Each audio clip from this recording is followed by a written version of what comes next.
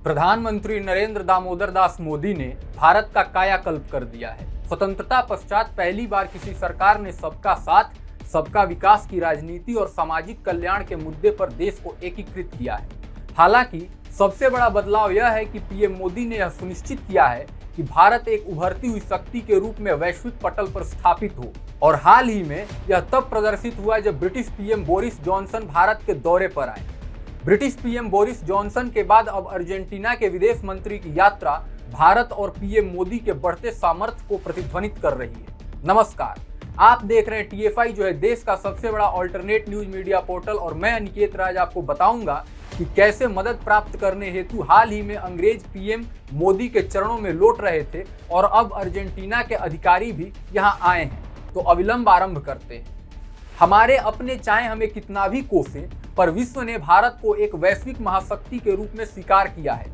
दुनिया यह जानती है कि भारत न सिर्फ सैन्य, आर्थिक बल्कि एक कूटनीतिक ताकत भी है जिस पर भरोसा जताया जा सकता है। शायद इसी नियत की वजह से दुनिया भारत के उदय का समर्थन करती है, जबकि चीन को संशय की नजर से देखती है।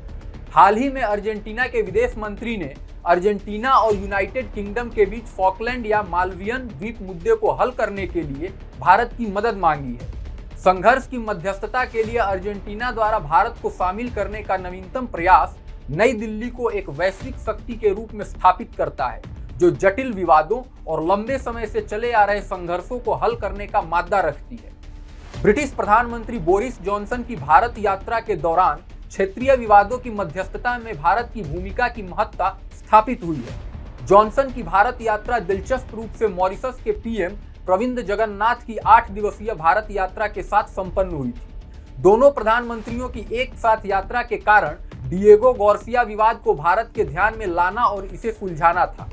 द्वीप समूह के निवासियों के विरोध के बावजूद ब्रिटेन ने मॉरिशस के चागोस द्वीप समूह पर कब्जा जारी रखा है।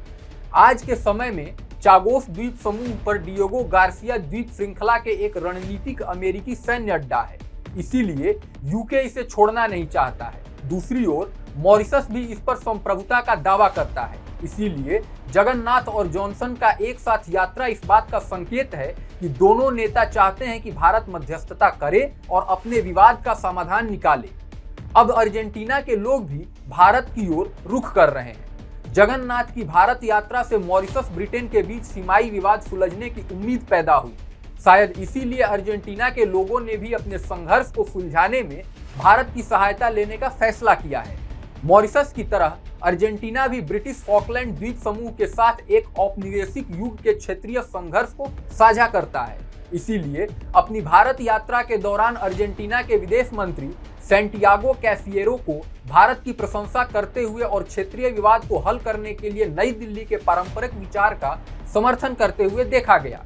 अर्जेंटीना के लोग चाहते हैं कि भारत इस जटिल संघर्ष का समाधान करे।